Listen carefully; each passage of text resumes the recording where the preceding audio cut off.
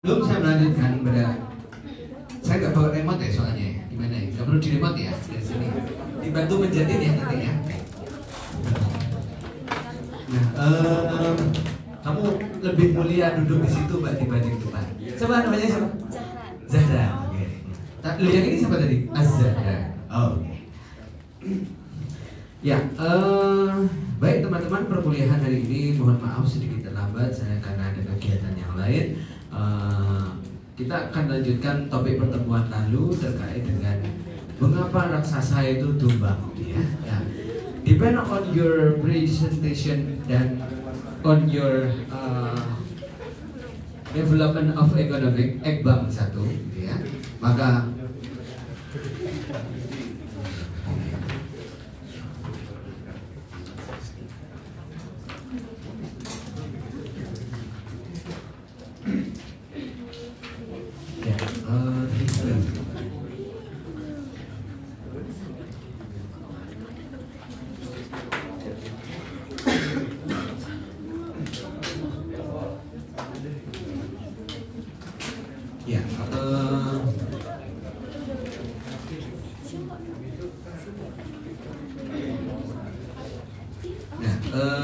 pertemuan minggu lalu saya sudah menyampaikan kepada Anda terkait dengan tahapan-tahapan pembangunan. Ekonom meyakini bahwa pembangunan itu akan berjalan seiring dengan tangga apabila direncanakan, ya.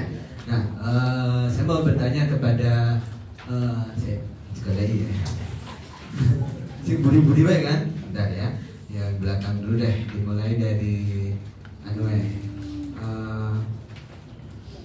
halo, Mbak. Nama siapa? Bukan ini. Nah, iya. Siapa namanya?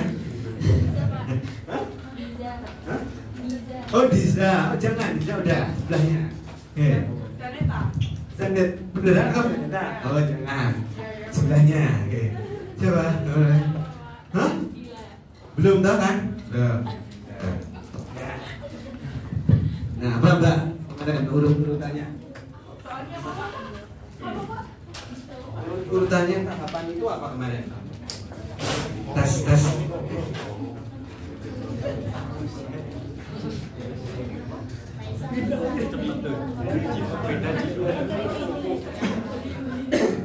Nggak jelas ini. Mbak siapa namanya? Oh, Diza. Ya, Dila. Oke, Dila, Diza, and you? Oh ya, Zaneta. Diza yang ini ya? Oke. Mbak Dila, apakah Anda masih ingat tentang tahapan pembangunan disampaikan oleh Wiwi Ruslu berdasarkan pertemuan minggu lalu? Ya. Kalau kamu nggak keberatan lihat video yang paling akhir, ya. Ya. Apa?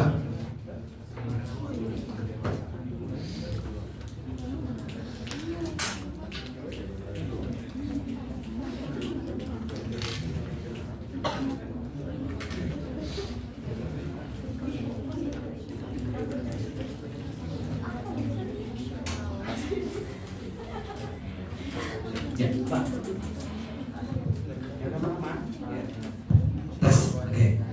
Apa? Waduh, ini Ekbangnya kemana ini ya? Ya. Tadi kuliah apa tadi? Oh, mikro gitu ya. Ekbang udah belum? Besok Ekbangnya. Oke. Sama sebenarnya, hampir sama dengan Ekbang. For the first day? Saya nggak dengar. Hah? Yang kenceng dong suaranya itu. Traditional society Bapak. Hah? Tradisional, oke ya. Tradisional. Oke, terus kemudian apa lagi Mbak? Dila.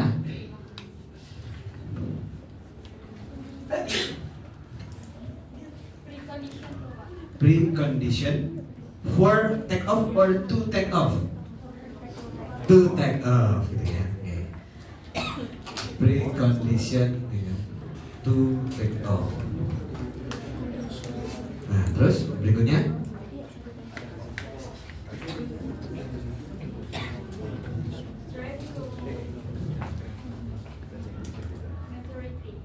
drive to maturity? Oh no, apa? Bener panjang musik ya. Oh, iya kan. Nah. Terus yang ini drive to maturity ya. Drive to maturity. Dan last one is kemarin belum saya sebutkan adalah mass consumption gitu ya. Mass consumption.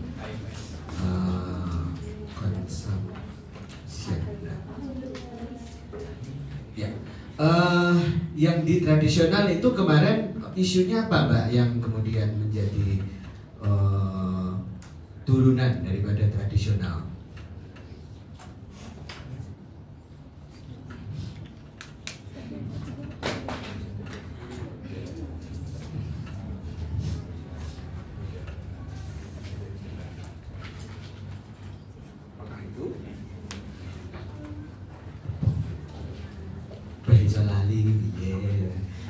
Baca bukunya dulu ya, kalau sebelum kuliah. Apa itu? Isu yang pertama apa? Poverty, ya kan? Ya, terus kemudian yang dibawa adalah subsisten. Ya, subsisten ekonomi kan gitu ya kan? Iya. Subsisten ekonomi, ya kan?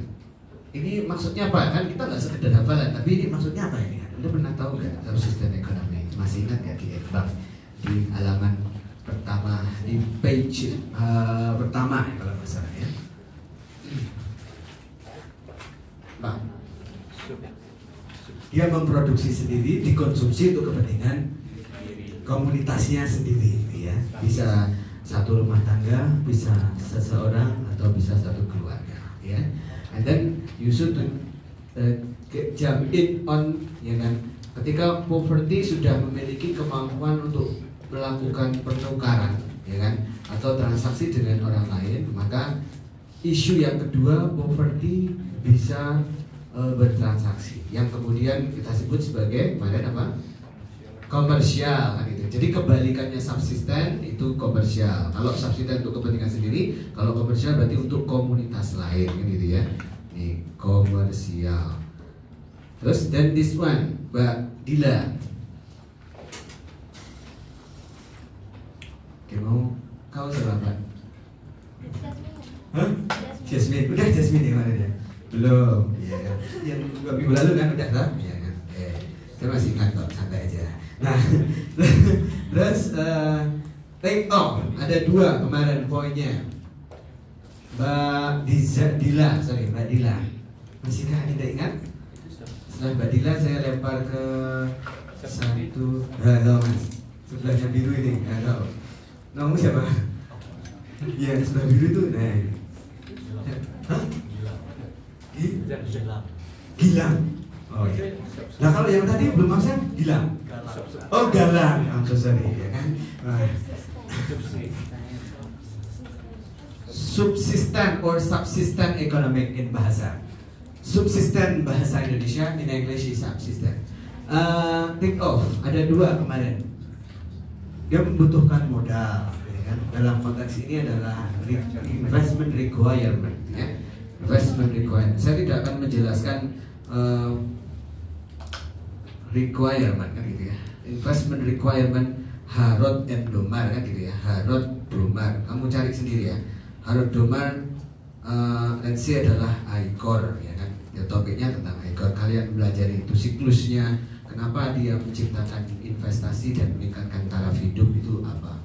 Dan yang kedua, ya toh, ini isunya taraf hidup toh. Nah, terus kemudian yang kedua apa kemarin? Industrialisasi, kan gitu ya. Industrialisasi yang dalam konteks ini adalah perpindahan labor dari agriculture industry, gitu ya. Ini isunya adalah shifting labor on, gitu ya. Shifting labor on agriculture industry, gitu ya. Industry to manufacturing, gitu ya. Manufacturing industry. Mas apa tadi ya? Mas Gilang, ya kan? What is differences of the from an industry? Apa perbedaan antara firm dan industri, Mas? Itu kenapa kok disebut industri pertanian?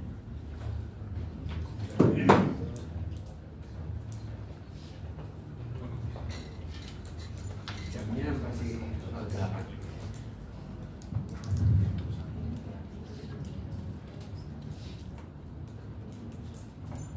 Ya.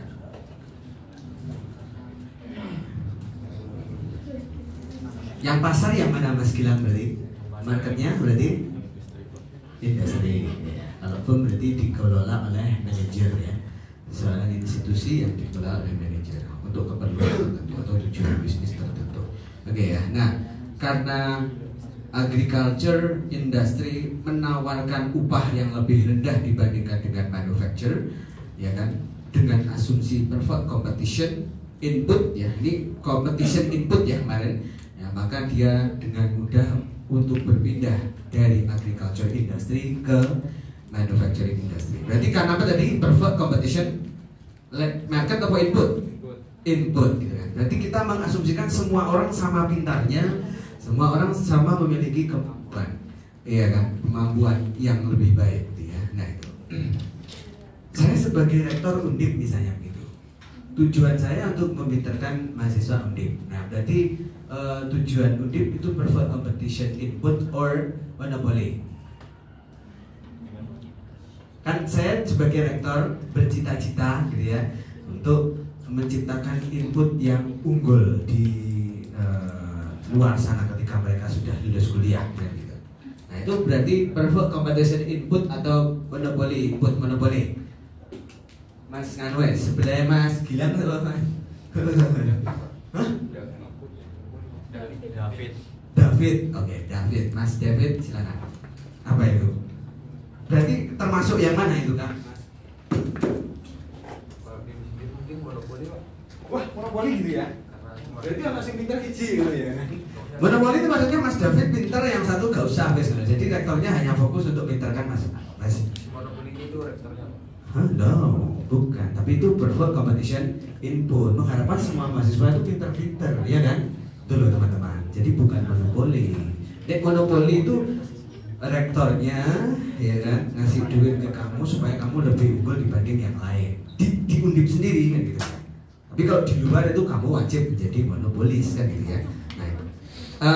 Ini apa yang kemarin itu di kalau ini Harrod and Domar and last one is apa kemarin? Lewis dual model ya kan ya. Lewis dual model kan gitu ya. Or dual sektor. Nah gitu ya kemarin ya. Dan kita come back to materi yang ini nomor 4, drive to maturity. Itu ada 2 isu di sini kemarin. Apa itu? Yang pertama, Mas David, sorry ya, Mas David.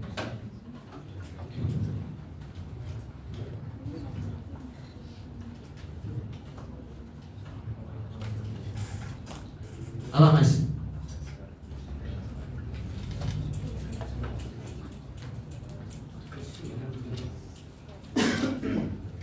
Kan ekornya sebenarnya sampai sini sudah belum ya? Hah?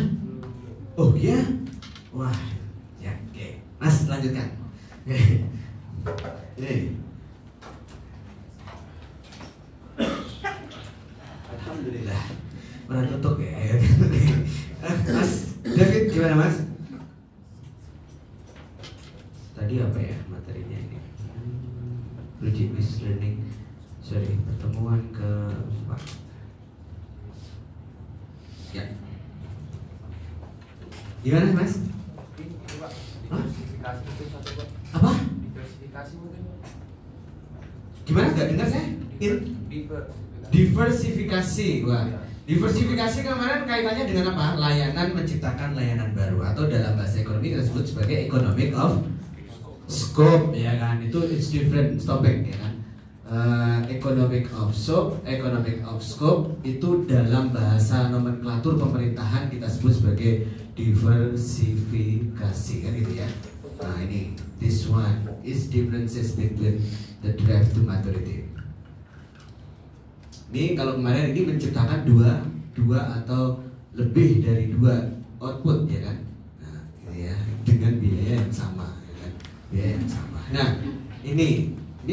ada isunya structural change dan product cycle, ya kan? Structural change, gitu ya, dan product cycle. Nah, ini structural change disampaikan siapa kemarin? Ya, ini loh gambar yang mana tadi? Ini ya. Nah, mengapa raksasa tumbang? Genre, benar nggak? Ya, kemarin the genre. Ya, kalau misalnya yang ini itu, ya kan, karena adanya sektor manufaktur, atau industri manufaktur, ya, menyebabkan perpindahan tenaga kerja dan meningkatkan produktivitas saja, tidak memperhatikan aspek-aspek yang lain, misalnya perdagangan atau yang lain, gitu ya. Misalnya kemajuan dari sisi modal manusia dan lain sebagainya. Nah, tapi kalau yang structural change itu melihatnya di keseluruhan berubah. Misalnya tidak hanya perubahan sektor industri, struktur industri berubah, melainkan ada perubahan-perubahan yang lain, misalnya kenaikan transaksi perdagangan internasional, misalnya seperti itu. Kemajuan yang lain, GDP per kapita, misalnya begitu. Nah, ini berarti holistik, gitu ya. Holistik perubahannya, gitu ya. Nah, dan berikutnya yang product cycle itu basically kemarin ada berapa? 1, 2, 3, 4, ya kan?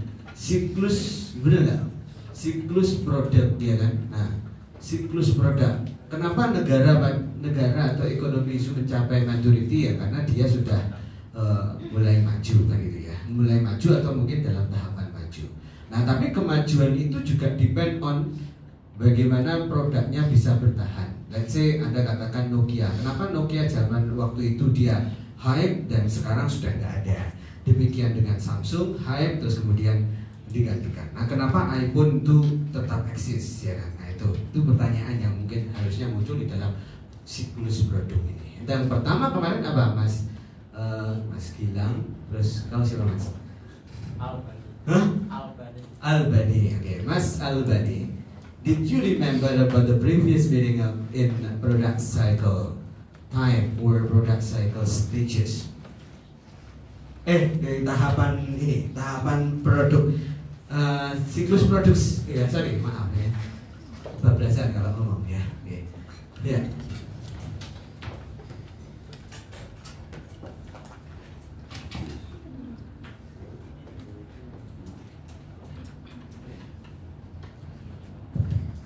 Lupa ini gimana dong?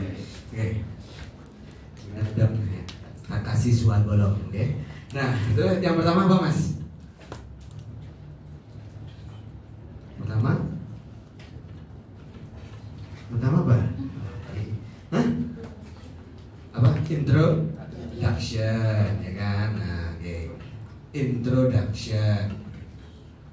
Dan berikutnya yang kedua, growth, ya kan? Nah, growth. Dan yang ketiga apa, Mas? Sing jawab sebetulnya saja nih. Ya, gimana, Mas? Maturity, ya kan gitu ya. Maturity. Last one is decline, ya kan? Bukan decline, guys, ya kan? Bukan dislike or apa, ya kan? Decline. Nah, how to, ya kan, slow the decline at your product cycle. Bagaimana kamu menunda, ya kan, postpone your decline. Bagaimana menunda decline, Mas Albani, ya kan? Nah, how? Kan mungkin akan terjadi decline ya dalam fase tertentu, tapi gimana caranya Anda menunda penurunan itu? Kemarin minggu lalu sudah saya singgung.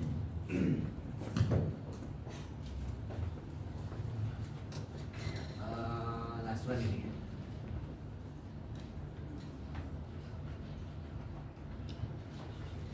Klik. Nah, apa, Mas? Cara menunda penurunan. Ini kan kemarin sudah saya sampaikan tuh, misalnya kenapa ini tumbang? Bisa nggak ini menunda? Ya kan? Bisa kita tunda. Dengan cara apa? Kan gitu ya. Nah itu. Dengan cara apa? Anda sudah belajar TE Mikro 1. Anda sudah saya sampaikan kemarin minggu lalu, ya kan? Nah itu. Bawa mantel semua kan ini kan? Hah? Hujan ya habis ini dress soalnya ya. Ya, oke. Jadi kalau harus siap-siap lah bawa mantel, oke? Nah, apa Mas? Jangan takut Mas ya. Hah? Reinvention kemarin ya. Nah, secara urut-urutan siklus produk bisa ditunda dengan cara reinvention, ya kan? Dalam fungsi produksi kita kenal sebagai apa biasanya? Technological change kan gitu ya, technological change. Perubahan dari titik awal ke atasnya kita sebut sebagai technological progress. Beda loh ya kan. Technological change itu berarti kita ingin merubah. Kalau dia sudah mencapai level yang lebih tinggi maka itu kita sebut sebagai technological progress kan gitu ya. Nah, kira-kira seperti itu. Nah, kemudian dari sini juga akan berkembang dua jenis klaster apa yang menyebabkan turun dan nah, yaitu antara lain ada inovator gitu kan, inovator dan imitator gitu ya, imitator. Nah, jadi ketika perusahaan lain atau temanmu yang lain merasa lebih kuat dan dia mengidentifikasi, kalau Anda belajar apa namanya, sosiologi misalnya gitu ya, mengidentifikasi temanmu, kemudian dia meniru dan show up ya kan, dan laku di pasaran, maka dalam fase penurunan pertama akan bisa apa namanya, menggantikan posisi inovator. So, kalau misalnya negara saat ini Anda bisa bandingkan adalah kaitannya Amerika Serikat dengan Tiongkok misalnya begitu ya. Jadi Amerika Serikat turun lebih awal, Tiongkok sekarang lagi meningkat gitu ya. Tapi negara Barat mendoktrin Tiongkok itu adalah negara berkembang gitu ya. Oke. Nah itu contohnya inovator dan imitator. Nah coba sebutkan contoh kiranya salah satu produk yang berhasil dijegal oleh imitator. Saya ingin bertanya kepada Dara. Siapa mau? Mas Albani. Terus Mas siapa tadi? Gilang ya. Betul Mas? Gilang. Terus siapa lagi sapanya tadi? David gitu ya. Terus sebelahnya belum ya? Belum. Oke, saya ganti orang lagi. Mbak saja ya. Mbak oke ya. Oke. Mbak, saya mau bertanya kepada Mbak siapa ya? Benar ya, jangan tunjuk namanya. Itu bunyi itu kan di video nanti. Oke. Nah, bentar. Iya, Santi. Ada nggak sih Santi? Oh iya, ada nggak Pak? Contohnya, konkretnya.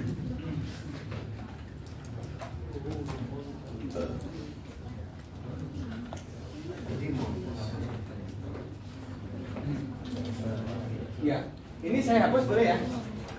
Dipotret dulu aja deh. Ya, sorry. Ya. Apa Mbak? Contoh aja satu.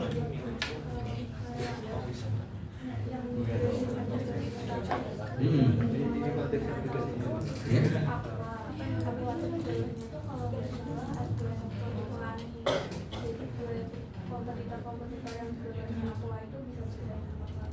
Oh begitu, oke. Tapi saya nggak nampak ya perbedaan. Dia bisa bersaing. Nyatanya aku juga masih oke, ya kan?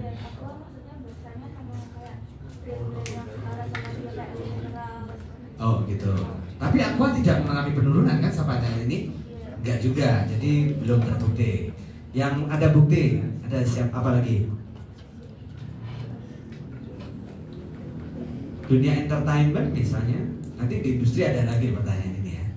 Modeling ya. Oke. Nah, entertainment. Misalnya mungkin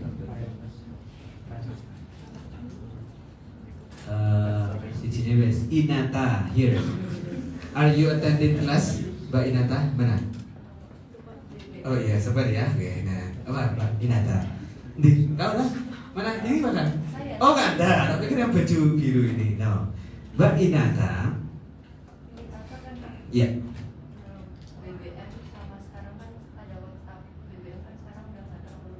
Ya, oke, itu oke lah, oke. Saya setuju dengan Anda. Apakah Anda pernah berpikir short dan TikTok? Nah itu salah satu juga bentuk imitator, inovator dan inovator ya. Nah, TikTok datang lebih akhir dan YouTube datang lebih awal. Ya, okay, thank you for your answer. Selanjutnya, nah kelas 1 adalah mass consumption. Nah, mass consumption itu kemudian menyebabkan suatu negara harus melakukan riset and development. Also here, makanya pada session ini biasanya nanti isu yang berkembang adalah pertumbuhan endogen, pertumbuhan eksogen dan inovasi. Gitu ya. Jadi dalam tahapan decline, reinvention, kemudian bisa juga langsung mengarah kepada mass consumption melalui R&D yang dalam konteksnya ada 3 ya, ada eksogen, terus kemudian ada endogen, ya kan? Yang kalian pelajari sendiri misalnya, terus kemudian inovator, ya kan? Innovation misalnya begitu, eksogen, endogen itu siapa, gitu ya? Eksogen apa? Anda udah sampai eksogen endogen belum? Udah? Ya dong harusnya. Solo dan ini kemarin Rumor, ya kan? Nah itu, ya.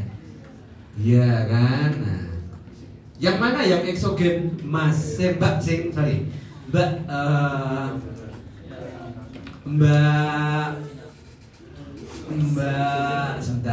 ya kan? Mbak apa sih kamu itu? Gimana? Mbak siapa ya? Oh ini Selima Danika. Nah ada nggak? Mana ini orangnya? Oh iya, nah ada. Yang eksogen apa Mbak? Persumbuhan eksogen dalam model kan gitu ya. Model ada 2, model eksogen dan endogen kan gitu ya. Kalau endogen dia tidak dipengaruhi oleh faktor lain, misalnya government expenditure, ditambahkan langsung oleh pemerintah. Itu eksogen apa endogen? Eksogen, ya kan? Endogen consumption dipengaruhi oleh pendapatan disposable, gitu kan? Investment dipengaruhi oleh pendapatan dalam negeri dan suku bunga, gitu. Ekspor dipengaruhi oleh nilai tukar dan pendapatan luar negeri, gitu kan? Nah, yang eksogen dalam faktor produksi pada session minggu lalu itu sebetulnya kemudian kita sebut sebagai pertumbuhan apa Mbak C5? Solo atau Umar?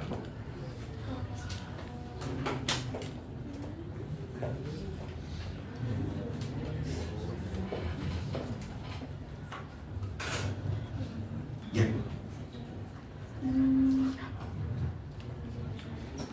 Q sama dengan A pangkat alfa L 1 kurangi alfa, gitu kan? Nah ini 1, 2.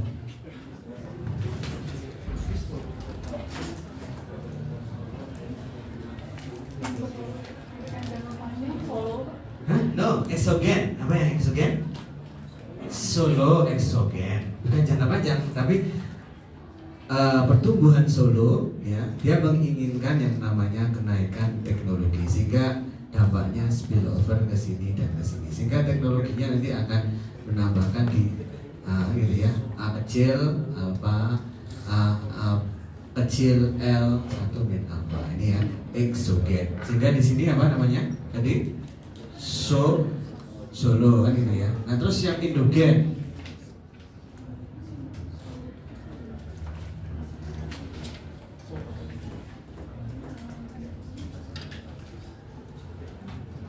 ini Brusingo kan gitu ya, Leono kan gitu ya. Gitu aja loh ya kan ya.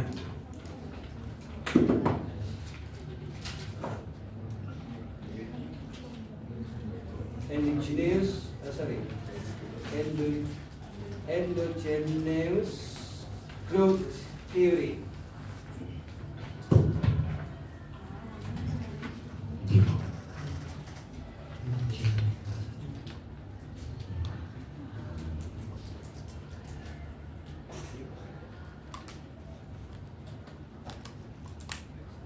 Jadi kalau ini bisa dia, maaf, ya kau cari nggak akan ketemu kalau mungkin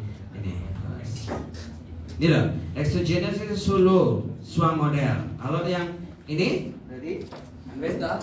Nah, yang ini berarti apa yang endogen Pak? Sel 5.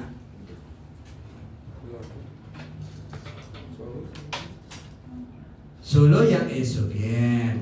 Yang endogen berarti Roman, ya kan? Ya, toh. Oke, Roman. Kalau yang innovation siapa? Joseph Schumpeter, kan gitu ya. Cari di internet Joseph Schumpeter, ya kan? Schumpeter, nggak jalan. Oke. Schumpeter, nah ini. This one, oke. Mohon diingat-ingat ya ini ya. Oke. Nah, dari sini mohon diingat-ingat teman-teman. Kemudian kita beralih kepada session berikutnya terkait dengan ini. Melalui kenapa isu megatrend, mengapa raksasa itu tumbang, kemudian menciptakan apa itu megatrend kan gitu ya. Nah, isu megatrendnya hanya ada 3 ya, ada hanya 4. Antara lain adalah urbanisasi, deglobalisasi, ekonomi platform, dan sharing ekonomi. Yang ini kemudian membawa tatanan hidup baru saat ini. Anda pernah membayangkan bahwa kenapa pasar-pasar tradisional itu sepi? Mas, saya mau tanya kepada Mas gitu ya, Mas apa ya? Arjuna, ada nggak? Ya.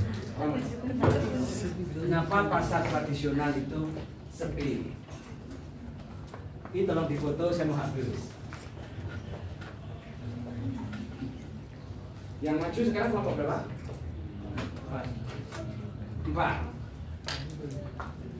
Udah, saya pos ya ini ya. Udah bisa saya pos ya? Halo? Ya, nggak bunyi gitu ya kan? Kayak takut gitu ya kan? Ya, soalnya Pak Fedri orangnya beda gitu kan. Nah, lagi apa? Kenapa Mas? Mas siapa tadi? Arjuna.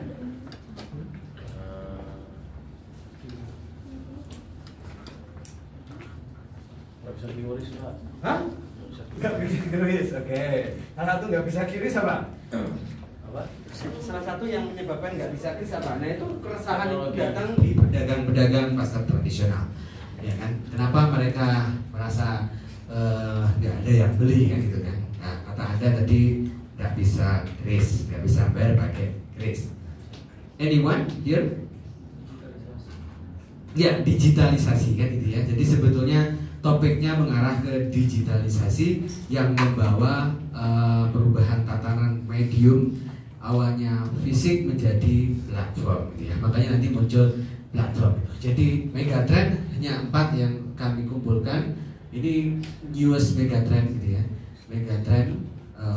Jadi kalau nanti kalian skripsi ambil riset topiknya ya ini aja gitu kan, yang lagi hype gitu ya. Urbanisasi, kemudian deglobalisasi, kemudian ekonomi platform,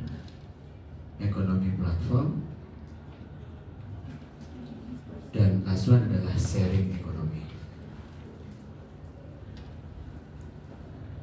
Nah, saya melemparkan pertanyaan yang kedua, misalnya kepada Mbak siapa ya ini ya? Mbak siapa ya ini? Benar mau itu. Saya itu kan bingungan ya kan. Oke.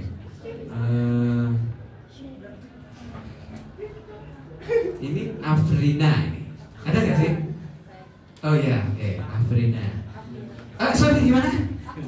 Afdira ya kan. Oke, I'm so sorry. Mbak, kenapa banyak perusahaan tidak punya kantor sekarang? Did you know? Kenapa itu terjadi? Nah, gitu ya. Kalau tadi ini kenapa perusahaan tak punya? Kenapa pasar sekarang sepi? Kenapa sekarang kantor perusahaan-perusahaan yang baru aja terbit atau yang sudah lama terbit itu kemudian tak punya kantor?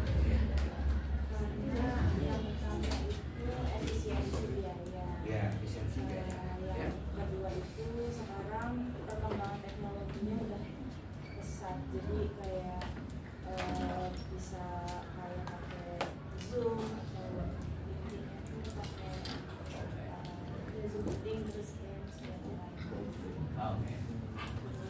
Terus apa lagi? Bisa dikerjain dari rumah, remote atau hybrid. Oke. Pernahkah Anda memikirkan tentang co-working space muncul sebagai alternatif penyedia kantor sharing? Nah, kemudian muncul istilah sharing ekonomi. Zoom itu adalah bentuk sharing ekonomi yang bersifat daring. Ya, betul kan? MS Team itu sharing ekonomi kan itu? Yes, of course, sharing ekonomi. Itu depend on digitalisasi. Ini masih sama ya, digitalisasi. Nanti akan dilanjutkan di mata kuliah, nggak ada mata kuliahnya, tapi nanti akan ada chapter khusus ekonomi digital dan cybernomic gitu ya. Nah, oleh karena itu isu ini menjadi penting saat ini, ya kan? Ekonomi platform menggantikan medium dan sharing ekonomi itu seolah-olah menjadi medium untuk tempat mereka bekerja atau misalnya tempat lain mereka melakukan meeting, let's say Zoom atau yang lain gitu ya. Nah itu. Nah tapi di sisi yang lain, Anda pernahkah berpikir bahwa pekerja-pekerja yang tidak memiliki daya reinvention itu maka akan berimplikasi terhadap keberlanjutan atau keberlangsungan kerjaan mereka, ya kan? Nah itu yang harusnya kita pikirkan. Kenapa generasi saat ini tidak bisa masuk dengan mudah di dunia pekerjaan? Ya depend on ini.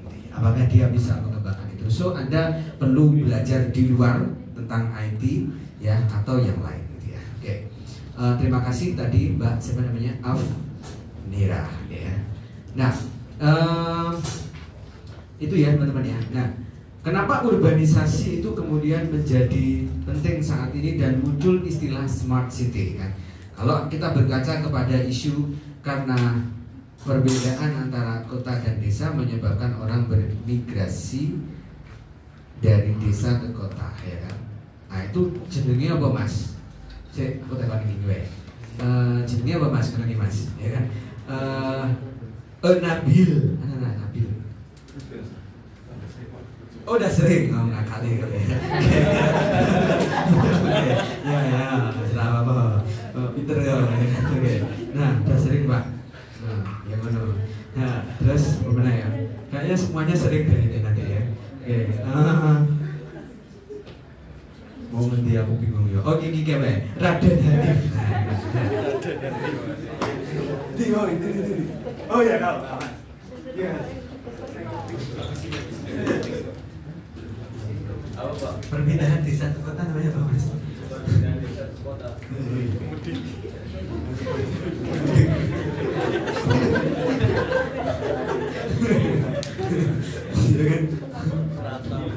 Wah, itu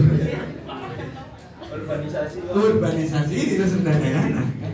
Nah, kalau misalnya dari pinggiran, ya kan,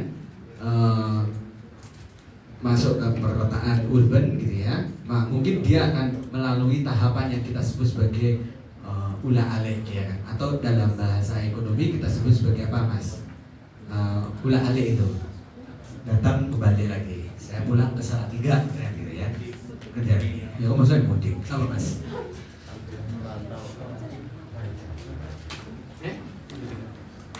Ya dalam bahasa umum pengelaju ya kan, dalam bahasa ekonomi kita sebut sebagai apa? Rumahnya jauh ya kan? Hah? Merantau. Migran? Apakah migran? Migran. Oh, ya. Kalau Gibran? Oh lain lagi ya. Nanti saya diciduk nanti. Apa mas?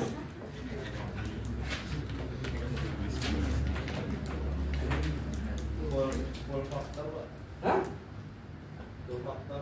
Hah? Full faktor? Full faktor itu faktor penarik ya kan? Push faktor, faktor pendorong. Nek full faktor bukan. Apa yang kita sebut apa di dalam ekonomi biasanya?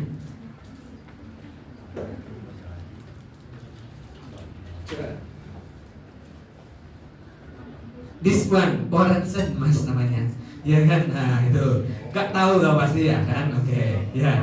Nah, kau gak tahu ya? Oke. Nah ini migrasi harian itu kita sebut sebagai Polensen. Nah, kalau semua orang punya income ya mungkin dia akan besar. Tapi nyatanya banyak di antara mereka harus stay di perkotaan karena dia tidak punya uang cukup untuk kembali. Ya kan, kadang-kadang mereka sudah terjebak di ibu kota, dia nggak bisa kembali. Nah, isu urbanisasi selain slum area, gitu ya. Jadi ada slum area karena 70% orang tinggal di lingkungan kumuh, gitu ya, kumuh atau slum, gitu ya. Sehingga kemudian kita harus menciptakan yang disebut sebagai smart city sebagai solusi perencanaan, ya kan? Smart city, gini ya, untuk menghasilkan perencanaan, ya kan? Perencanaan perkotaan, gitu ya. Nah, terus kemudian deglobalisasi. Nah, ini muncul karena sebetulnya ada dua framework yang membatasi, yaitu di tahun 2009 after global financial crisis disebabkan oleh Lehman Brothers, perusahaan Lehman Brothers yang menyebabkan krisis keuangan global merambat ke seluruh dunia. Beberapa negara yang berhubungan dengan itu mengalami pengaruh yang cukup besar, spillover, gitu ya. Nah, sehingga setelah tahun 2009, gitu ya, nah ini kemudian eranya kita sebut sebagai era deglobalisasi. Nah, era deglobalisasi ini identik dengan perang dagang, ya kan, perang dagang antara Amerika dengan China misalnya begitu, dan yang lain, perang-perang turunan geopolitik yang lain. Nah itu, nah kalian bisa baca di bahan tayang saya ini, ya, di sini itu sudah ada template-nya. Kemudian innovation business model, nah, itu salah satu yang menyebabkan pergeseran pasar tadi itu ya, antara lain model bisnis yang berubah, online shopping. Anda nggak mungkin tuh beli di pasar sekarang, nggak mungkin ya. Nah terus kemudian ada buy now pay later, BNLP misalnya ini ya, BNLP ya, BNPL. Nah ini ada kemudahan digitalisasi misalnya platform, kemudian BNPL, buy now pay later misalnya begitu ya, atau misalnya pelonggaran kredit gitu ya, tanpa kolateral ya, no collateral. Apa itu no collateral itu apa, teman-teman? Siapa ya? Apa? Yes, aku tanya aja deh. Cindy ya. Oh ini baik. Siapa ya? Sabar lah. Setong. Saya tuh ya bingung ini kok orangnya kok tetap ya kan. Nah, apa ya? Ada anak. Dia. Diam.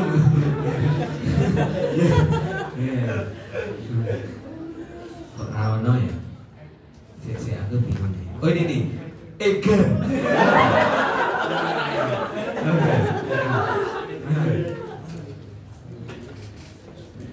Ini yang apa ini contohnya ini? Kalau no collateral.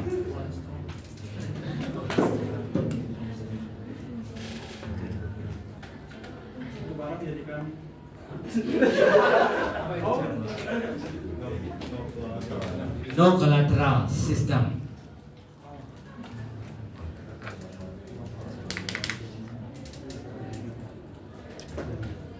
Itu sistem jaminan pada jaminan.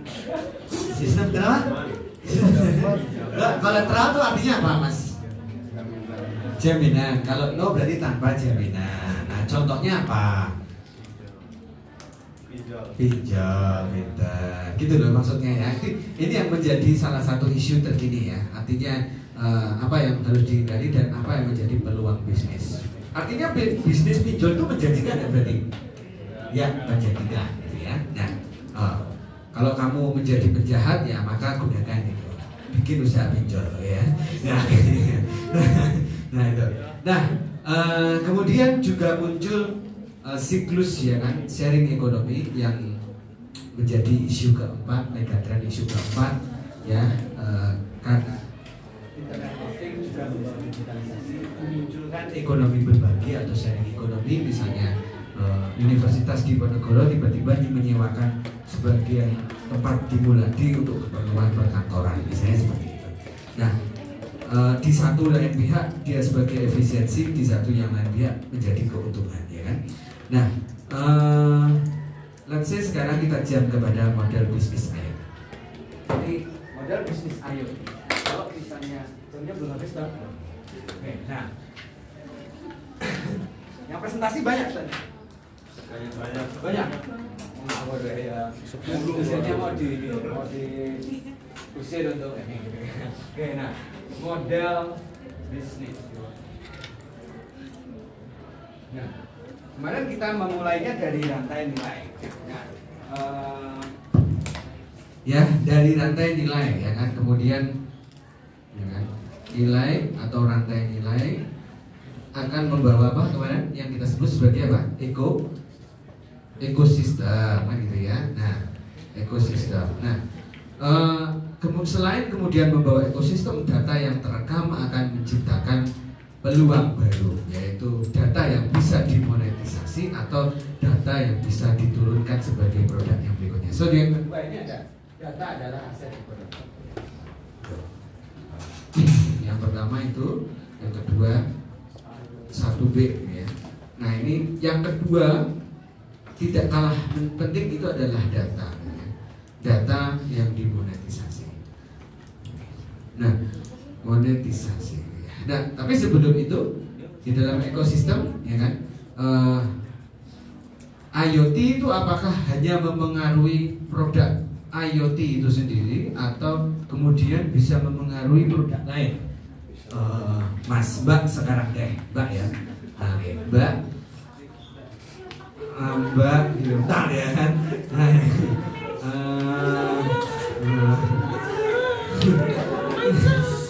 Bener mau tahu diam aja ya. Oke. Nah, oh ini. Nah, sini. Bener mau laras saja. Oh ya, Mbak. Kira-kira Mbak, menurut Anda, apakah perkembangan IoT itu bisa mempengaruhi pasar lain gitu ya? Enggak, kira-kira?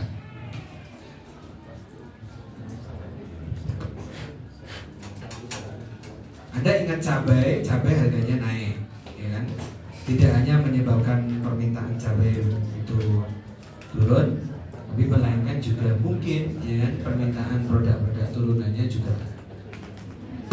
Kalau IoT itu apa? Apakah IoT bisa dijamin demikian? Atau tidak? Kalau IoT bagaimana berarti?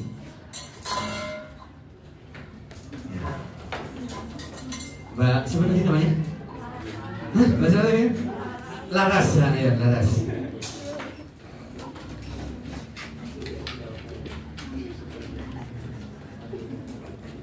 Boyu ya gitu. Oke, nah apa? Bisa mempengaruhi. Ya, bisa mempengaruhi banyak pasar ya. Oke, bisa mempengaruhi banyak pasar. Atau dalam konteks ekonomi mikro kita sebut sebagai apa kemarin? Nah, di ekonomi mikro pasar satu bisa mempengaruhi pasar satu itu sendiri kita sebut sebagai partial equilibrium. Partial equilibrium itu berarti di pasar itu sendiri, ya kan? Nah, kalau yang bisa mempengaruhi banyak atau multi arah, gitu ya, di sini sebutnya multi arah, misalnya begitu. Nah, maka kita sebut sebagai general equilibrium. General equilibrium. Nah, kemudian yang berikutnya itu apa ini? Proporsi nilainya yang sama. Itu gimana maksudnya? Mbak siapa ya sekarang ganti deh, Mbak. Nah, ganti deh. Benar, oh ya. Nanti saya ganti deh. Oh ini Gandinta. Okay. Ada nggak mana? Oh ya kau Mbak. Apa itu Mbak? Maksudnya proporsinya sama. Kalau di ekonomi berarti kaitannya dengan apa itu? Proporsi nilainya sama. Jam 16.47. Apa itu?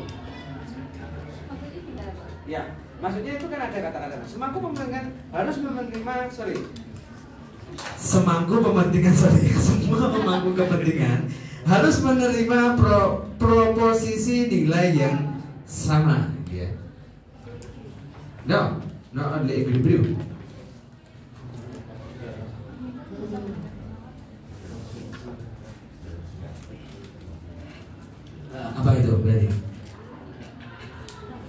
social welfare, benar nggak? Ya, yaitu surplus konsumen dan surplus produsen should to be equal atau sama, ya. Nah, jadi proporsi nilai ini berarti ini yang ketiga, proporsi nilai itu sama, ya kan? Berarti keuntungan dari kedua belah pihak itu harusnya sama, bukan sum, bisa disebut sum game atau zero sum, gitu. Boleh seperti itu juga bisa. Surplus konsumen dan produsen. Kalian ingat-ingat lagi itu ya, pelajaran itu. Oke. Nah, dan berikutnya ada 4 prinsip ekonomi penting. Kalau Anda belajar motif, tindakan, dan ekonomi, prinsip sorry ya, motif, tindakan, dan prinsip. Nah, ada beberapa poin, misalnya keselarasan strategi, misalnya begitu ya. Strategi berarti berkaitan dengan tujuan bisnis. Di mana tadi ini prinsip saya tulis di sebelah sini. Minggu depan nggak ada quiz ya, saya tiadakan ya. Mana yang saya bos ini boleh? Gak cukup soalnya materinya. Ini hapus boleh nggak ini? Boleh, ya kan? Ya. Itu prinsip ekonomi yang mendasari problem ini, ya kan? Ekonomi. Nah, yang pertama adalah apa itu? Keselarasan strategi, ya kan?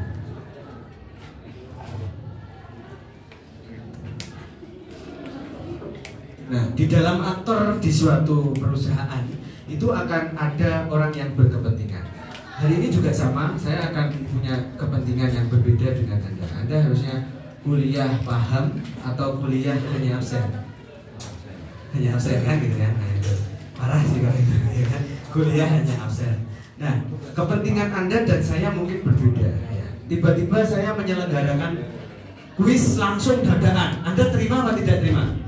Tidak terima. Nah, itulah kemudian muncul konflik yang kemudian kita sebut sebagai agent principle atau problem agent principle. Ya, gitu ya. Nanti Anda belajar di asymmetric information di mikroekonomi dan industri. Nah, keseluruhan strategi artinya pemilik modal, ya, pemilik modal harus memiliki tujuan yang sama dengan manajer. Kalau di kelas ini mungkin ada kepentingan lain, misalnya saya kepentingannya menyampaikan materi, Anda juga punya kepentingan lain untuk paham. Kalau misalnya Anda oke, saya oke, equilibrium tercapai, berarti keselarasan strategi oke. Jadi ini berkaitan dengan kesesuaian, gitu ya, antara prinsipal, ya, dan agen, gitu ya.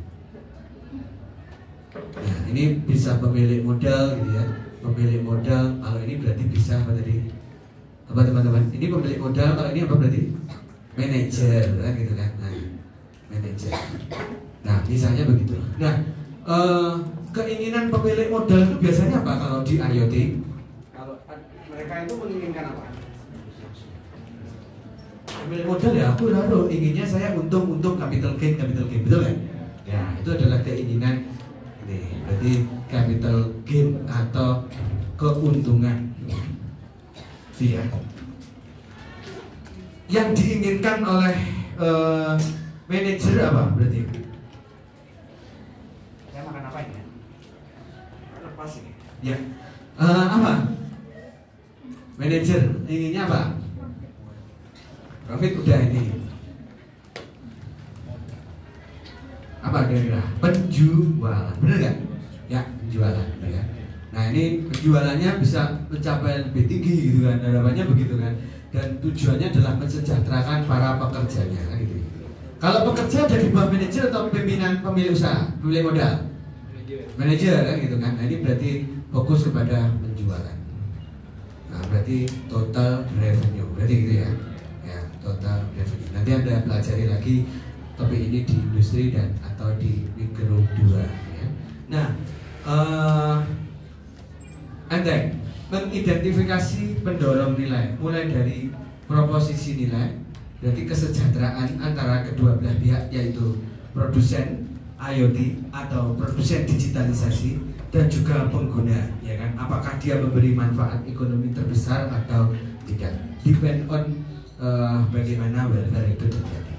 Dan yang kedua berarti tadi itu, ini ya, bagus ya. Jam dia lagi, kurang 8 menit, ya, coba ya. Nah,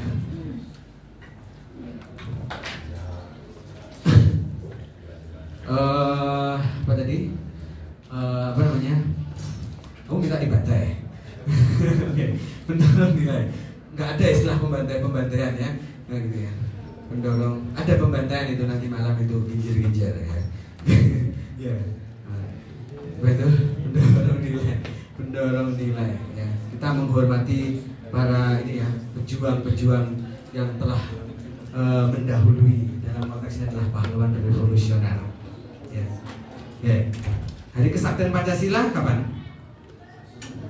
1 Oktober, ya dah? Ya dong. Ya. 1 Juli kelahiran, hari lahir itu. Hari lahir 1 Juni. Ya. Pendorong nilai ini antara lain berarti berkaitan dengan social welfare kemarin ya. Tadi ya, sorry ya. Yang ketiga, alokasi sumber daya, berarti resource based theory, ya kan? Kalian nanti pelajari di SDAL, alokasi SDA, ya, berarti penggunaan capital dan labor supaya tidak menghasilkan yang kita sebut sebagai eksternalitas. Ada 2 ya, eksternalitas, ada positif dan ada negatif. Kenapa eksternalitas terjadi? Karena harga tidak di cover oleh pasar, gitu ya. Misalnya harga polusi. Siapa yang harusnya menanggung polusi, kan gitu kan? Berarti eksternalitas negatif. Harga dari taman, tiba-tiba orang yang lewat menikmati keindahan taman. Siapa yang seharusnya membayar taman itu, kan gitu ya? Itu berarti eksternalitas positif, ya. Contohnya itu. Dan yang terakhir, Mbak, yang terakhir ketahanan finansial, berarti berkaitan dengan minimisasi biaya. Ketahanan finansial berarti berkaitan dengan minimisasi biaya. Ini jangka pendek apa masih tekan? Nah, jangka pendek. Oke. Tahu jangka pendek. Raya rezeki itu masa apa Mbak? Mbak, oh, jangan-jangan ganti wes. Hah? Cito. Maksudmu piye ya? Ambleng kemarin ngono ya. Ambleng ngono ya. Oke. Nah, DAVA, sudah DAVA? DAVA, oke, DAVA. Ketahanan finansial itu salah satunya diukur melalui meminimisasi biaya, gitu ya. Ya. Kemarin apa istilahnya penghematan itu namanya apa Mas? Masih ingat nggak kamu? Biaya. Ya Mas. Masuk lali Pak ya apa ini? Ya kan?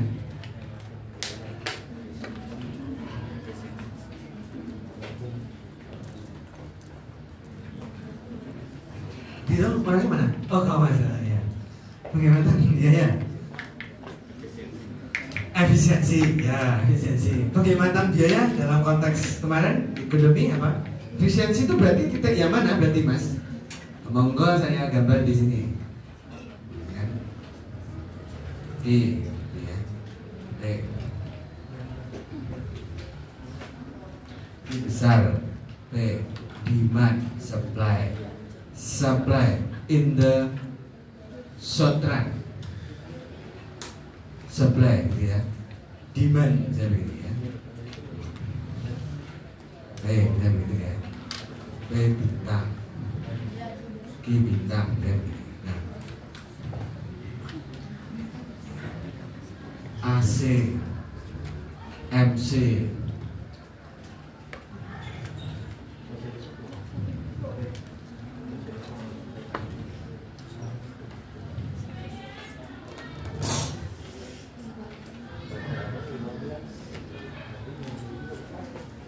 yes. Ya, nih, gimana Mas?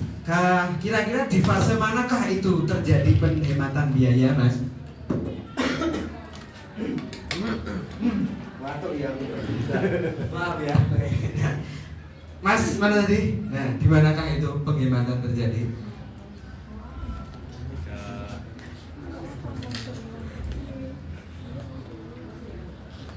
Ini apa ini?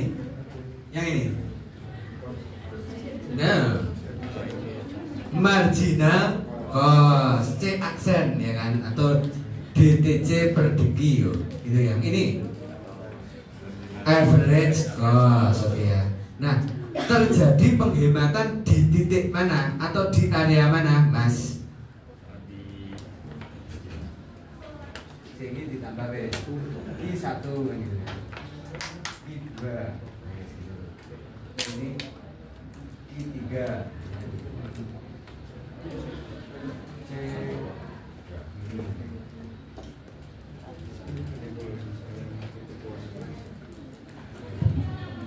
Gimana Mas? Gitu ya Pak.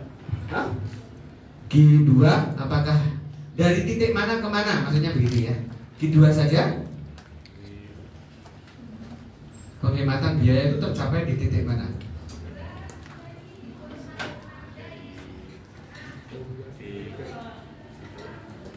Dari mana?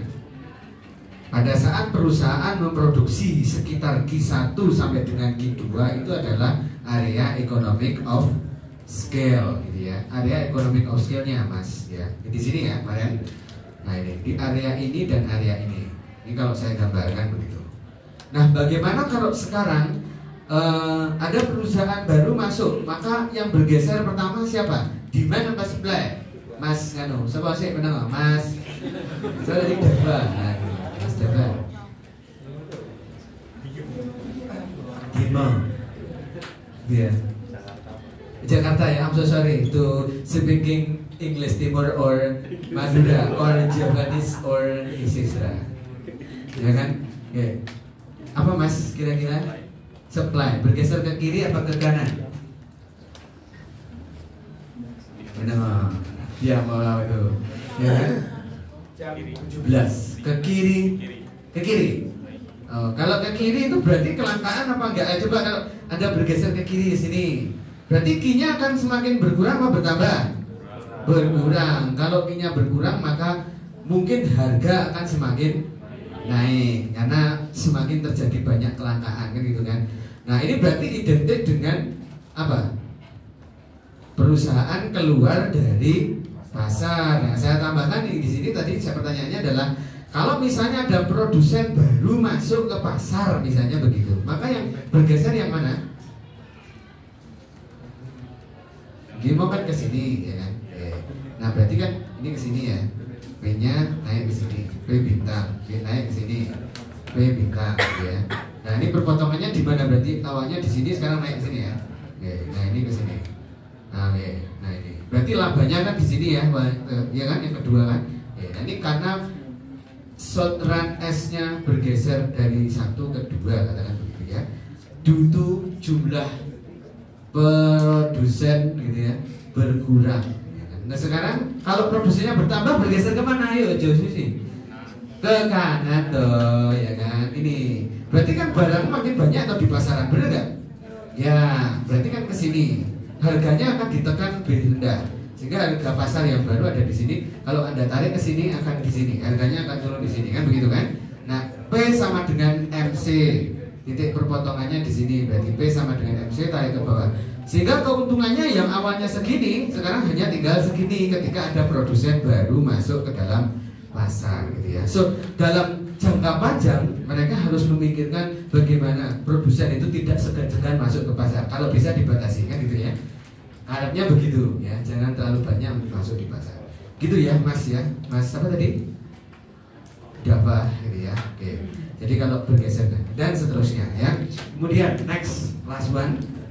Ada 3 fase antara lain ideasi, persiapan, dan evaluasi. Kalau ideasi menghasilkan dan menyaring ide, persiapan berarti merinci terkait dengan apa kebutuhan dan lain sebagainya, memetakan jaringan pemangku dan lain sebagainya, sampai dengan mengevaluasi. Ada 3 yang penting ingat. Nah, what, how, and for whom, kemudian menciptakan 10 langkah utama. Jadi ini sebetulnya dari 3 masalah modern economics. Jadi 10 item. Nah, jadi kalau ya, jadi kalau saya tulis di sini berarti what, how, and for whom. for whom itu menghasilkan 10. Jadi mohon diingat-ingat nanti kalau ada soal pilihan ganda tentang ini ya. Oke. Nah, kemudian alat dan metode tentu ini antara lain business model pattern, 5 value, kemudian IoT, SAMROC ya, dan stakeholder network diagram. Nah, kalian bisa baca ini di internet, silahkan dicari business model pattern seperti apa ya, dan seterusnya.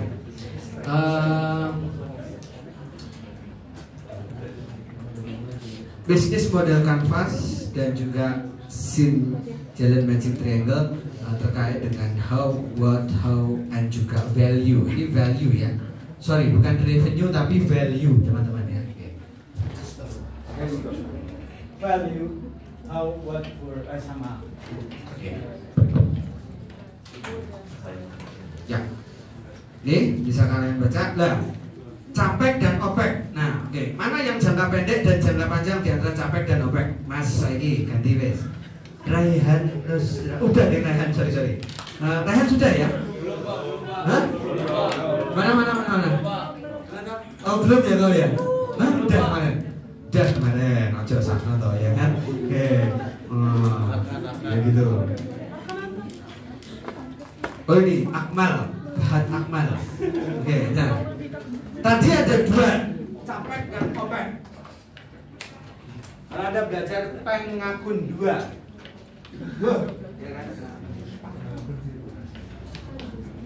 Dia yang rusak ya. Ini yang mana ya? Bukan capek ya.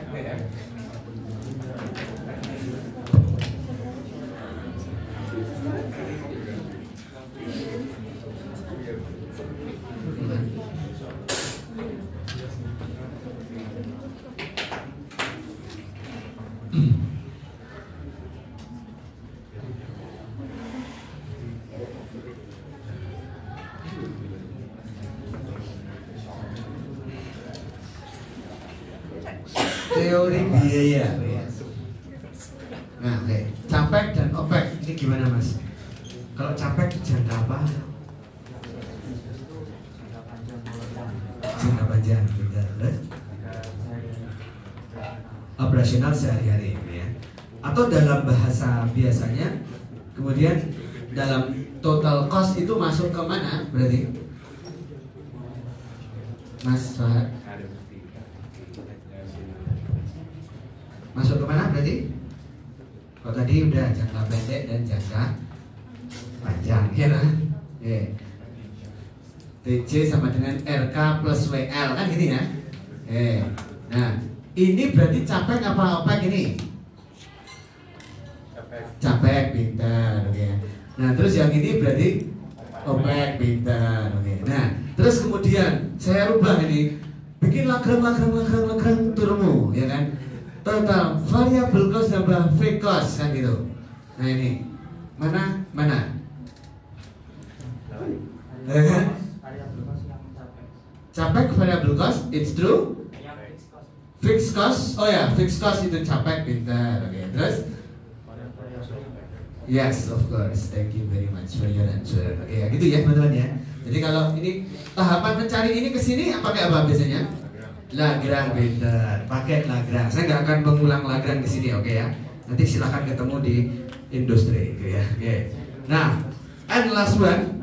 Sabar. Habis ini selesai ya. Ya kan, oke. Last one, ya. Oke. Ya, si contoh-contohnya silahkan kalian buka lagi. Ya, oke. Nah ini kalian baca ya nanti ya 7 hukum informasi Howell kenapa bisa tidak seperti produk fisik. Nah kenapa informasi itu kemudian menyebabkan berbagai hal misalnya informasi ternyata bisa musnah atau bahkan bisa redundant dan seterusnya ya. Itu kira-kira. Nah untuk materi berikutnya silakan kalian baca juga ya, dan tugasnya untuk kelompok berikutnya gitu ya. Terkait dengan ekonomi digital nanti sudah saya bagikan di sini. Untuk bahan tayangnya juga sudah ada. Untuk yang tantangan silakan kalian baca, hampir sedikit sama. Jadi minggu depan saya akan menjamin 3 materi, moga-moga cukup ya. Silakan untuk kelompok yang akan maju presentasi.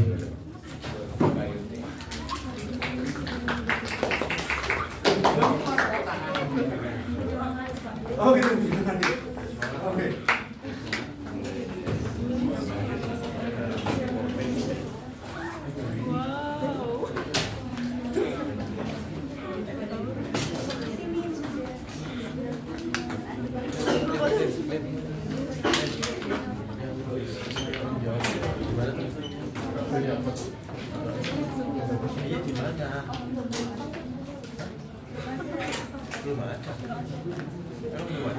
Yang 3 hari itu.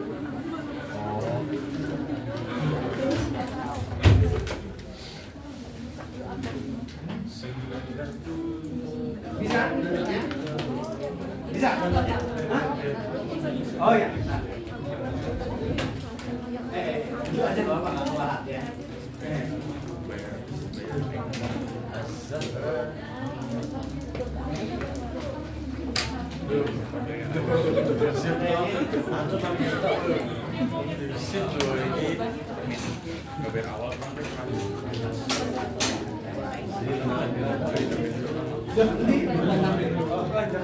ya.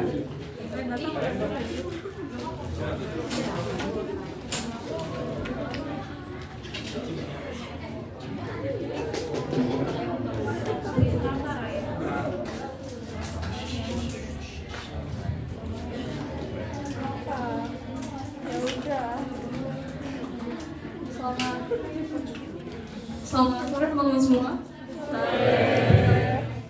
Oke, sebelumnya tes. Oke. Sebelumnya perkenalkan kami dari kelompok 4 dan pada hari ini kami akan mempresentasikan tentang ekonomi digital dan cybernomics sebagai upaya mitigasi shadow economy. Next.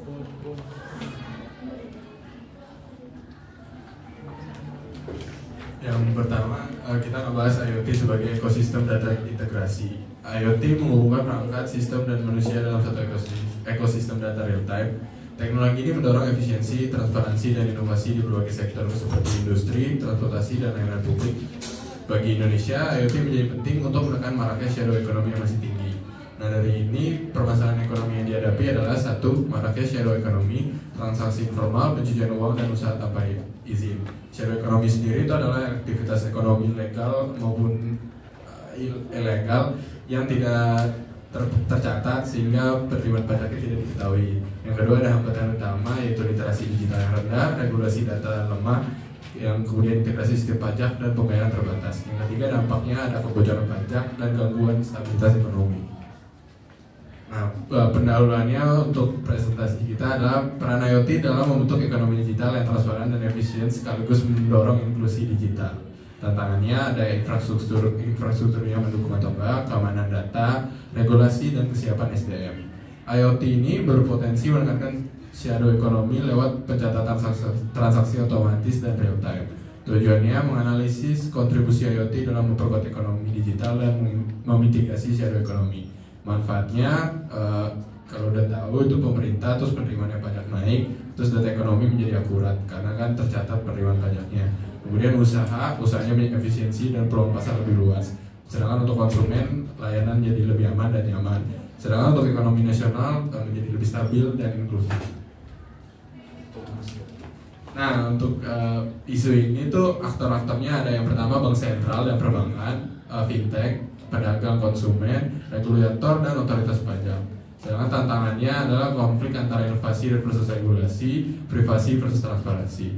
Solusinya, regulasi adaptif dan sinergi antar pemangku kebijakan dan kepentingan. Nah, yang kedua, bagaimana IoT mempengaruhi ekonomi dari aspek moneter, yaitu digitalisasi pembayaran kayak QRIS dan e-wallet yang mendorong inklusi keuangan, transmisi kebijakan moneter lebih efektif. Sedangkan untuk aspek fiskal ada e-faktur, pajak, e-commerce, dan AI mengurangi VAT gap. Yang kedua meningkatkan kepatuhan pajak dan penerimaan negara. Nah, sedangkan untuk efek pada shadow ekonomi, transaksi tunai dan usaha informal berkurang, ruang manipulasi dan praktik ilegal makin sempit, dan transparansi fiskal dan ekonomi makin kuat.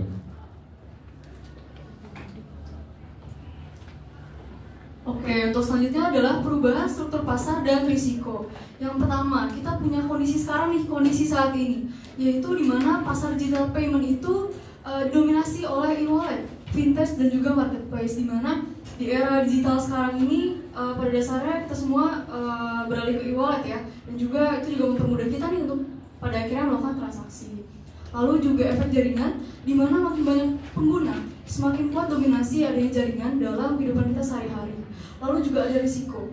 Yang pertama adalah potensi monopoli dan juga biaya transaksi yang naik, di mana ketika pada akhirnya banyak pihak nih yang tahu bahwasannya kita akan melakukan banyak transaksi, maka ada kemungkinan biaya transaksi itu akan dinaikkan gitu agar para pihak-pihak itu dapat mengambil keuntungan lebih. Lalu kerentanan sistemik jika ada serangan cyber atau gangguan teknis. Nah, di mana kita tuh sebenarnya berkaitan banget nih sama keamanan cyber, karena gimana pun juga dalam melakukan transaksi pasti ada data-data pribadi yang kita gunakan, dan itu juga rentan terkena cyber maupun bahkan sampai gangguan teknis. Lalu bagaimana sih dengan solusinya? Dengan solusinya itu adalah yang pertama ada interoperabilitas. Di sini kita menggunakan contoh QRIS yang paling gampang kita temui sehari-hari, karena QRIS itu inklusif ya, jadi bisa diakses oleh semua orang dan juga sangat real time. Lalu regulasi persaingan yang sehat dan keterbukaan algoritma. Jadi pada dasarnya dalam pasar ini, dalam pasar transaksi ini pasti akan banyak pihak nih yang berkaitan. Nah, oleh karena itu sebaiknya kita membuat regulasi dengan pada akhirnya outputnya adalah persaingan yang sehat. Next. Nah, lalu ada pengelolaan data dan privasi. Nah, yang pertama ada jenis data yang diolah. Untuk jenis data yang diolah ada pertama dari transaksi, mulai dari pembayaran, invoicing, cash flow antar perusahaan. Lalu juga ada identitas. Nah, identitas ini terdiri atas NIK, akun bank, dan juga bahkan sampai biometri.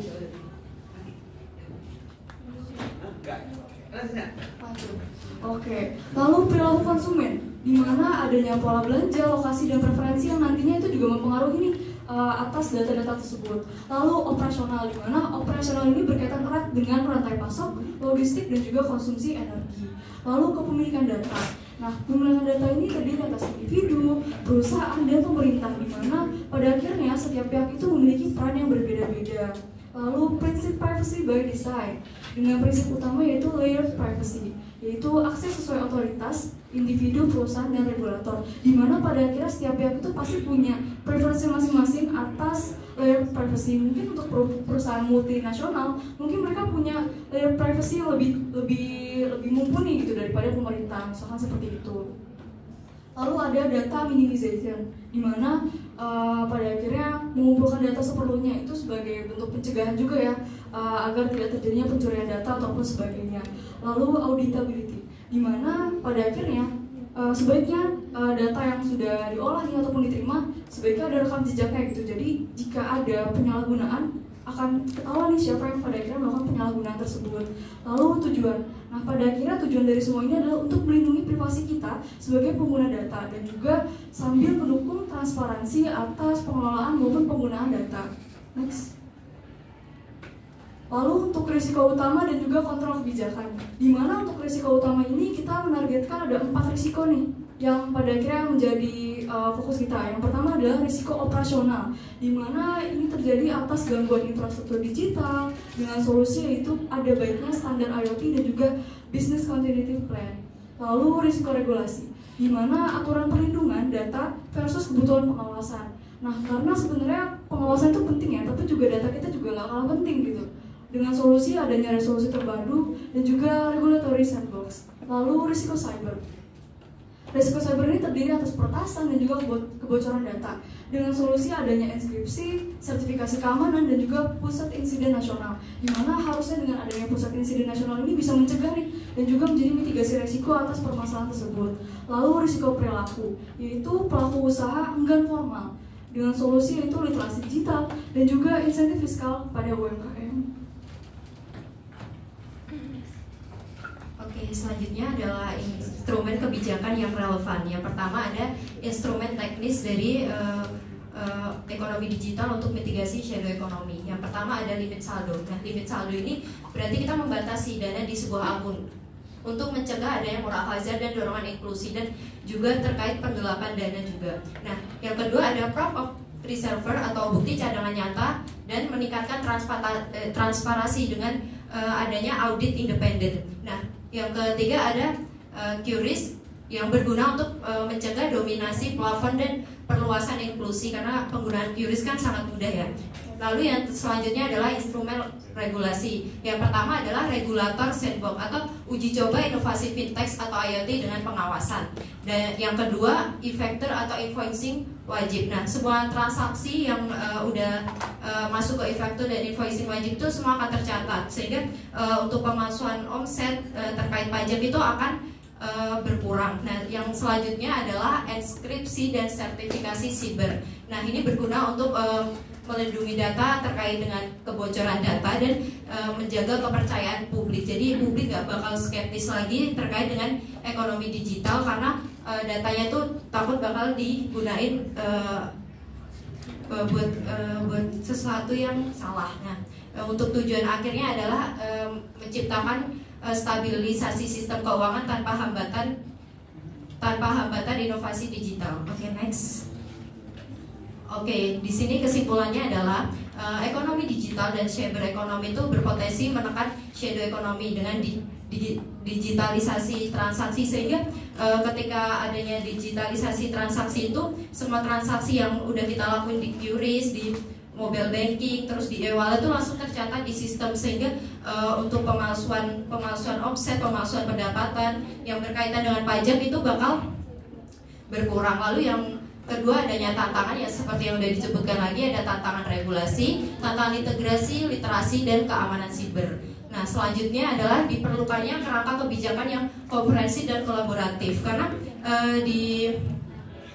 di sini tuh masih ada regulasi yang tumpang tindih terkait dengan keamanan data privasi dan fungsi dari ekonomi digital sendiri itu yang berkaitan dengan pengawasan terkait transaksi-transaksi yang mencurigakan. Nah, yang selanjutnya adalah instrumen seperti limit saldo dan proof of reserve penting untuk stabilisasi sistem. Next.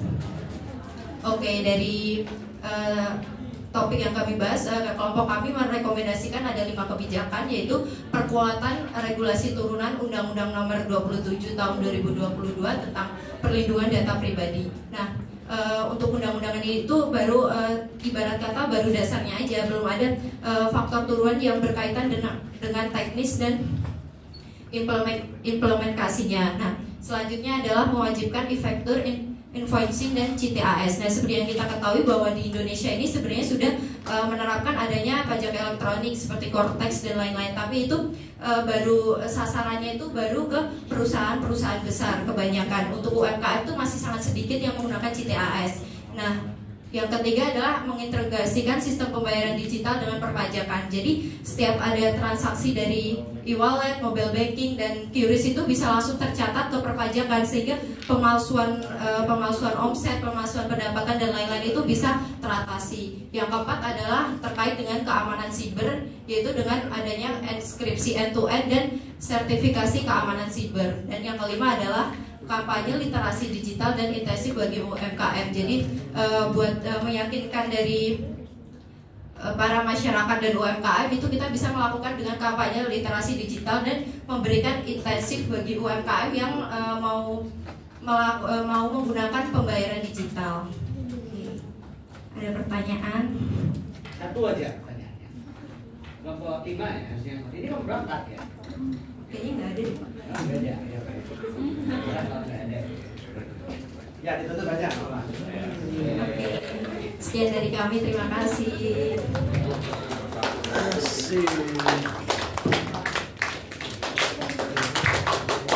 Teman-teman bisa mengumpulkan apa namanya penilaiannya ya kepada kelompok berapa tadi? Kelompok 4.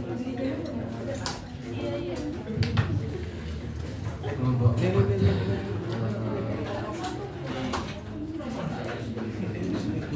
Ini kelompok 3 ya, tolong ini sama.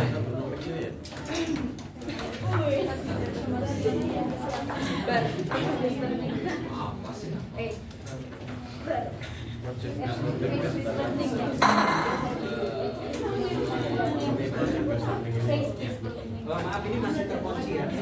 Oh, belum ada. Shadow ekonomi itu yang seperti apa teman-teman? Nanti akan saya bahas minggu depan ya, shadow ekonomi. Perdagangan ginjal itu shadow economy apa enggak? Ya, kalau black market dia masuk dalam shadow. Tapi kalau orang menghibahkan ginjal, maka dia masuk ke dalam barang altruisme. Ya, jadi akan ada pelajari di public economics ya. Nah, itu tentang altruisme. Nah, deep ya.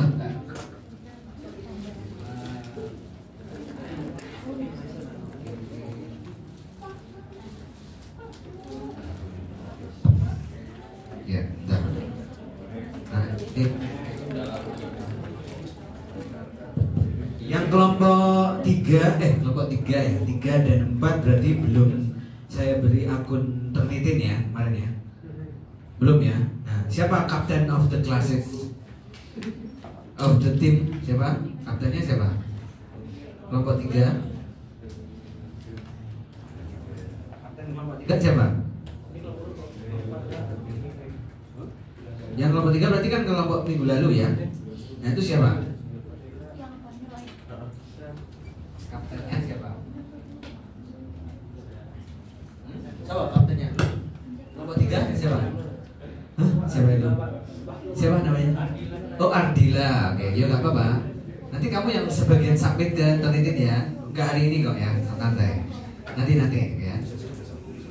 Yang kelompok 4 siapa kapten yang mau submit Turnitin? TPP 513.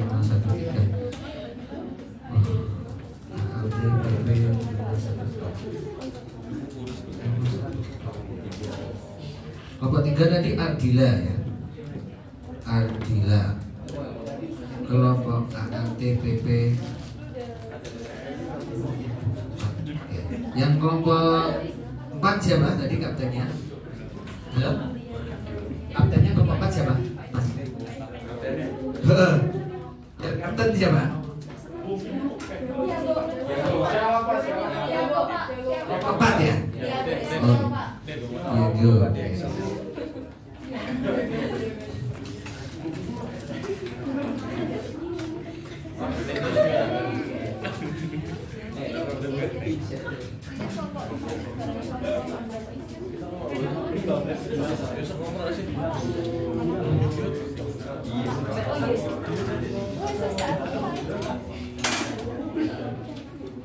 Untuk yang duduk depan dan menjawab tadi belum saya siapkan menunya, nanti silakan di komen setelah maghrib ya, gitu ya. Oke, kira-kira itu kuliah hari ini teman-teman, ada pertanyaan sebelumnya? Jadi perlu saya sampaikan kepada Anda bahwa karena di sini di your silabu ya, di silabus kalian itu ada kuisnya ya. Jadi ini berubah, mohon maaf. Ini 25, ini 0, 25. Jadi ini tidak ada untuk kuis pertemuan ke UTS nggak ada. Tapi nanti di UAS akan saya selenggarakan ya kuisnya. Nah, untuk latihan soal ujian nanti saya juga upload mock exam di Kulon. Silahkan kalian belajar ini soal pilihan ganda ya kan. Ya siapa tahu soal itu keluar di Kulon ya, akan saya siapkan sebagai pengganti kuis. Tapi nilainya tidak akan saya masukkan ke dalam komponen penilaian. Gitu ya. Nah, kira-kira itu saja yang bisa saya sampaikan hari ini. Terima kasih sudah join kelas hari ini. Jangan lupa minggu depan berarti pertemuan sebelum UTS ya. Pertemuan ke-7 sebelum UTS. Ya, sudah harus dipersiapkan, menyicil, mencatat, barangkali nanti soalnya adalah pilihan ganda yang agak rumit misalnya ya kan? Karena harus belajar ya kan. Ya, kira-kira itu. Terima kasih, sampai jumpa minggu depan. Assalamualaikum warahmatullahi wabarakatuh. Terima kasih Bapak.